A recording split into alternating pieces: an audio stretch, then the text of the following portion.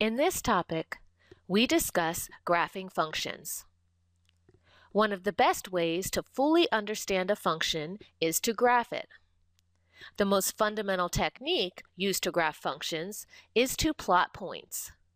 That is, create an XY table.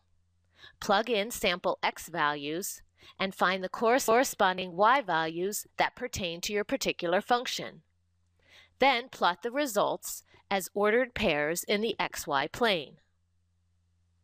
Hopefully you're familiar with graphing lines. Well, in this topic, we're going to look at other functions that you may never have graphed before.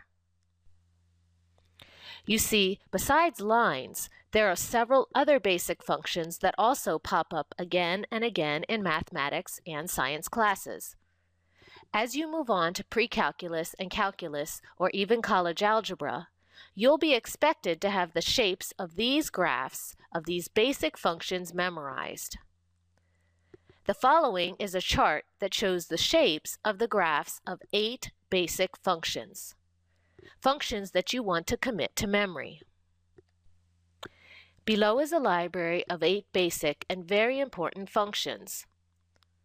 We use these again and again in mathematics. Note, each of these relations is a function. You can tell because the graphs all satisfy the vertical line test. That is, any vertical line will pass through the graph in at most one point. Let's look at these individually. The constant function graphs as a horizontal line. Horizontal lines have equations y equals some constant. In this example, we are graphing the line f of x equals 3, or if you like, y equals 3. The second type of function is a linear function. Linear functions are designated by the fact that they are polynomial functions of degree 1.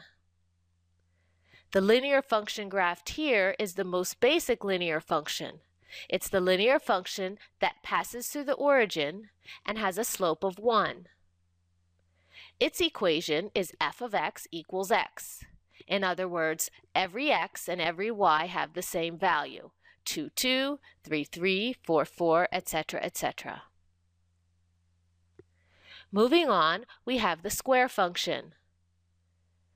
The graph which comes from the equation f of x equals x squared. In other words, we take our x value and we square it. And when we do, we obtain this curve right here, which we call a parabola.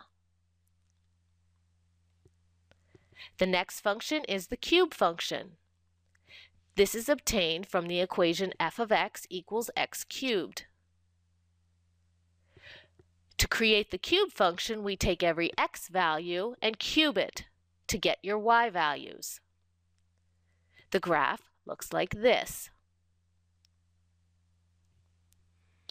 The square root function is designated by the equation f of x equals the square root x. Now, what do you notice about the square root of x? There's a domain restriction on this function. X must always be 0 or a positive number. X cannot be negative. And sure enough, if you look at the corresponding graph, you'll see that the graph only occurs here at 0 for x and all the positive x values. The graph does not go onto the left side of your picture where the x's are negative. This is the graph of the basic square root function, f of x equals the square root of x. The cube root function, designated by the equation f of x equals the cubed root of x. Now, this function does go from negative infinity to positive infinity as far as the domain is concerned. That's because you can plug in negative numbers, positive numbers, and 0. The cube root function looks like this. You might observe it kind of resembles the cube function if you think about it. The next function is what we call the absolute value function. It's the function which comes from the equation f of x equals absolute value of x. It's the function where every x value that's plugged in here becomes positive. In other words, we take the absolute value of every x value that we plug in, and that will give us our corresponding y values. If we plug in 2, the absolute value of 2 is 2. If we plug in -3, the absolute value of -3 is +3. That's why this absolute value graph lies always above the x-axis, where the corresponding y values are greater than or equal to 0. Finally, our last function is called the reciprocal function. It's designated by the equation f of x equals 1 over x. To get the reciprocal function, we take every x value and invert it to get the y value. The reciprocal function is an example of a rational function. It's a fraction. The variable's on the bottom. When this occurs, we get objects called asymptotes. Asymptotes are invisible lines that are kind of like magnets. The graph approaches it but never ever touches it. Gets very close but doesn't touch it. There's an asymptote right here along the graph at x equals 0. That means the graph will never be at that point x equals 0. Do you see why? That's because your denominator could never be 0. This is your basic reciprocal function. Let's go on now and talk a little bit more about graphing basic functions. So let's talk about how we achieve these basic graphs. Well, any of the graphs in the previous chart can be obtained by plotting points. Let's take a look. Suppose we were asked to graph the function f of x equals the absolute value of x by plotting points. Now, when graphing a function by plotting points, an appropriate sample of x values needs to be chosen. In this case, good sample x values would be -2, -1, 0, 1, and 2.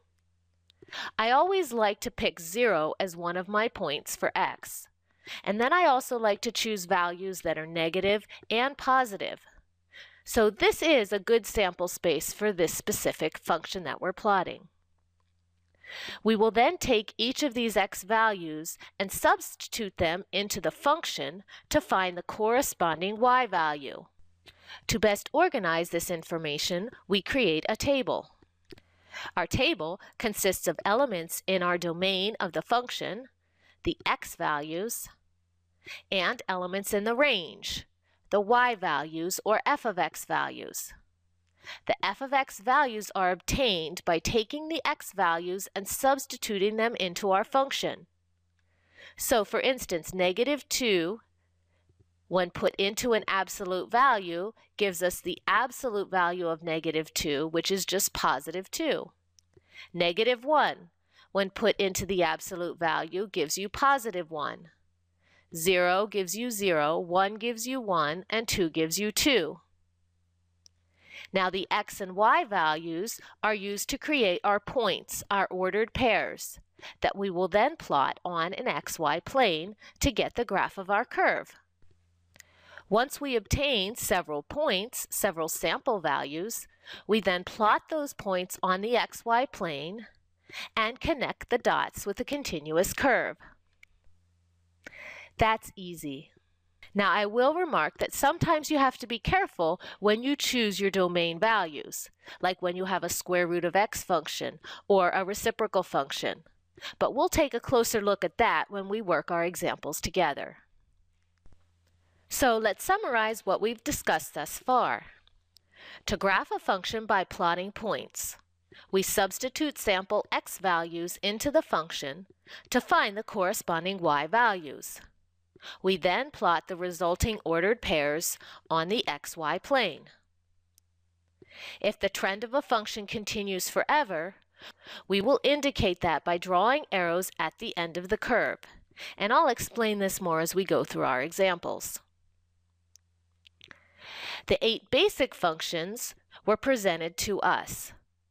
We saw them in a chart. You want to memorize the shapes of these 8 basic functions and keep them close at hand as you move on in math and science courses. Let's now get to work graphing several functions together.